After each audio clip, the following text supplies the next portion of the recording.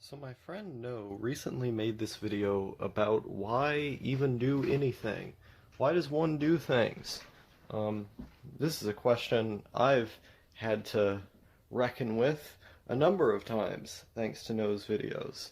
But in this specific context, I'd like to address it within the parameters of doing things outside, because that seemed to have been the focus of the video in question.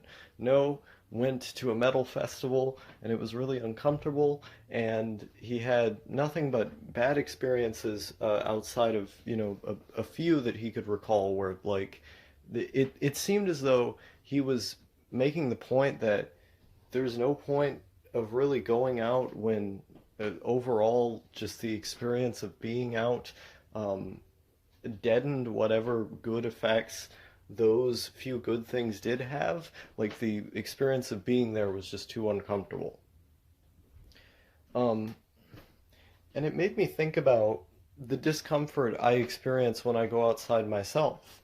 I've talked for a few years on this channel at this point, I think, about my general aversion to light. When I go out in the sunlight, I tend to feel very tired over time. It gives me a headache, and I get overstimulated by the light. But that's about it. Like, the going outside is generally something that I like doing outside of having to deal with light problems. If I could live in a place where it's gray all the time, in fact, I have lived in places where it was gray all the time, I do way better. I feel better in general. When I lived in Maine, I was forced to walk every single day for the entire day, waking up at 7, 8 a.m., and then coming home at around 11 or 12, sometimes later. If I was at the laundromat, I'd end up staying in the laundromat for several hours, but a lot of it was walking back and forth to check on if I had my job applications that I was putting in approved or not, or if I had gotten hired, because we didn't have a home phone at home. We couldn't afford one. And so, in order to see if I got a job, I had to fill out the application and then go to the actual place every day to see what their response was, which meant me walking miles every single day. Um, and at that time, because this was like October, early November, and I believe a part of September. I was part of September as well, in Maine. It was rainy, very cloudy, and gray. Now, this tends to be the general environment of the state, especially the closer to the water you are.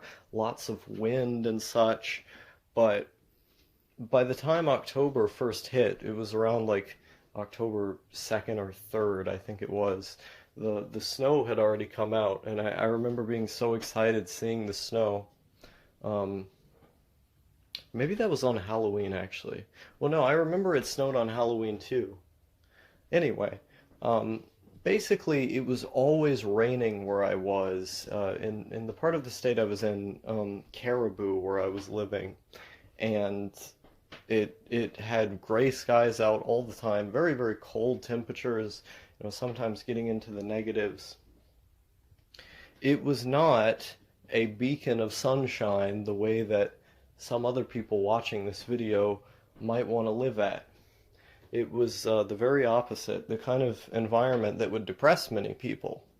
But as adverse as the circumstances that I was existing in at the time in Maine were, I loved living there because of the way the ecological makeup of the state catered specifically to my weird proclivities. When I could go outside, it would be cold, and I could feel the cold on me, and that would be nice. I would be able to experience the wind and the rain and see the beauty of the rain, not have the sun piercing through my eyes, and get to see the peacefulness of the gray clouds out. It tires out and depresses other people. So the sun with me does the opposite. I get tired when I see it. Um, and I know many people who would come across this video would probably, immediately say, "Oh, Lily Star being a special snowflake who has to be catered to by the weather around you, blah blah blah." But why do you think you live in a place? Why do you think some people choose to live in a place and not choose to live in another place? Why do you think some people find snowy, dark places appealing enough to keep living there and others don't?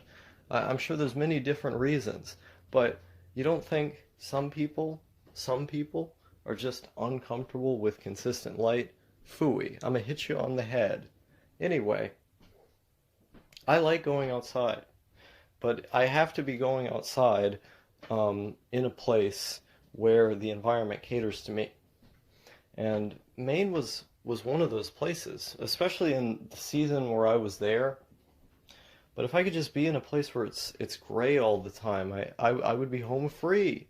Well, I wouldn't be home free. I would have a home. I would be home free in the sense that I'm doing super well and wow, I'm home free. I just got across the finish line. But I would not be home free in the sense that I would have found a home that is my forever home and I would sit there and stay there. Um, so that's what I would want to do. I would want to be there. And whenever I go outside and whenever I'm doing things, not necessarily events that are planned by other people or organized, um, but simply going out in nature or going out to observe buildings, seeing the things that are out and about, what the people are up to, and what the weather is up to. There's all of these little details that you can pick up on, and seeing how they interact with one another, how they're connected to one another, and what they might say about one another is interesting to me. When I'm going outside, I'm not just thinking about whatever's in my head or when I can go back to my room. I'm thinking about how the breeze is affecting me. I'm looking at the flowers and thinking about all the different colors they have. I'm thinking about what this specific place means in comparison to this place. What does that place mean within the larger whole of the city or area that I'm in? What's that bug doing? Oh wow, that bug looks pretty and cute. And it's about seeing the adventure in absolutely everything that's around you. The little stories that make up everything that exists, because there's always a story tied to something that happens, or at least information that can be approximated to one another to the point of being able to convey a story. And the act of finding those things, being able to recognize them, is really fun to me. I feel it in a very direct and visceral way. I get excited when I see the liveliness in the world, the way that all of the little things are alive in their own way. And this may come as a shock to you, given how much of my content is focused on isolation. No doubt, for the longest time, I've had some pretty rough paranoia surrounding going outside, as well as circumstances in inducing some isolation and my own bizarre former aesthetic tastes in the matter. Um, but I like it. At my core, I like it. And I think part of improving mentally for me is getting to a place where I can go outside regularly and have adventures, or be able to see the little adventures that exist all around me. And I feel like I've explored so much where I am now that there's not too much of that to be done left, but as soon as I say that, I go out and I find something else. And so that kind of liveliness, the sense that there is an emotion to everything that exists. Like literally everything that exists has its own soul on some level. Seeing the beauty in everything that's around. Even bad experiences have that. Like I think one of the big things that I took issue with No's video is that he sort of describes like the the badness of the experience as something that makes it bad. Like, why would I want to have this experience if it's unpleasant? Whereas I don't really think in those terms. I value novelty much more than I value good feelings. I would much rather have a bad experience that's different than have a good experience that's the same. Now, that doesn't mean I'm going to rule out good experiences that are the same. I've watched the same episodes of SpongeBob hundreds of times just because I like them, and I still do that, but it doesn't it doesn't rule out the value of having bad experiences as well, because the value in them is that they are different in from other things you've experienced, and that novelty to me is really interesting, thinking about like, okay, well, why did I feel this way in this bad situation? Or what was the other person feeling? Why did they feel that way? Why did this happen? How do these things interact with one another?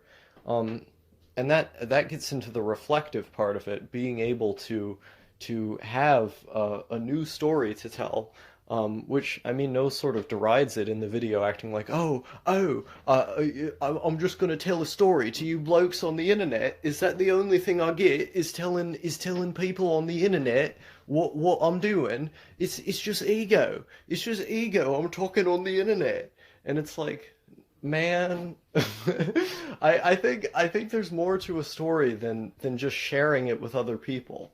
Like, for me, like 75% of the enjoyment of a story existing is not actually telling it to another person. It's just having it in my own head. Like, the act of having the story at all is really fascinating to me and fun. Like, it's fun to form the story and then to be able to relay it to yourself. It's not even to another person. And that could be like absurdly self-indulgent, and it probably is, but it's fun. Um, and so I disagree with him because of that as well. But there was another thing I was going to get into that I don't remember what it was. Um, Something along novelty. And so, yeah, like when I'm experiencing a feeling, I have a lot of difficulty putting that feeling into words, because it's like it's literally translation. It's the feeling has so many different moving parts, and like slight, very, very slight variations on a different feeling can produce an entirely different feeling for me. Like, it's distinct. It's distinct enough to warrant completely different words that I don't know how to find yet. And I feel that all the time with like little things that other people would find to be completely innocuous, meaningless, um, and and boring. Like, I feel towards all kinds of things in very specific ways, and part of my goal with when I write things, for example, is to be able to translate those feelings as effectively as I can, not through outright explaining them. Explaining them is a part of it, but through taking you on the journey of feeling them yourself, through using evocative language that imparts that feeling onto you. Because there's a degree to which I just don't know how to explain it. And so communication through words becomes not directly explaining the feeling through words, but making you feel it through the use of language. Um, and that's really difficult, and I'm probably going to be practicing doing that for the rest of my life. But there's this drive inside of me to do it, because it doesn't matter how small the thing is, or how seemingly irrelevant it is. There's always a feeling tied to it.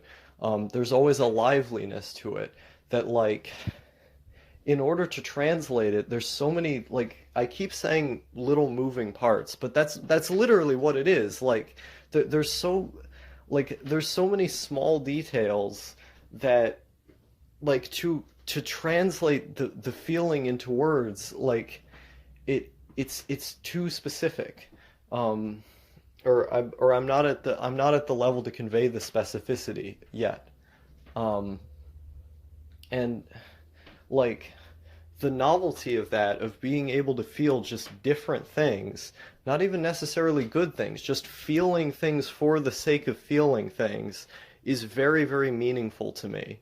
Some of my favorite experiences ever have been terrifying, have been immensely uncomfortable because they were different.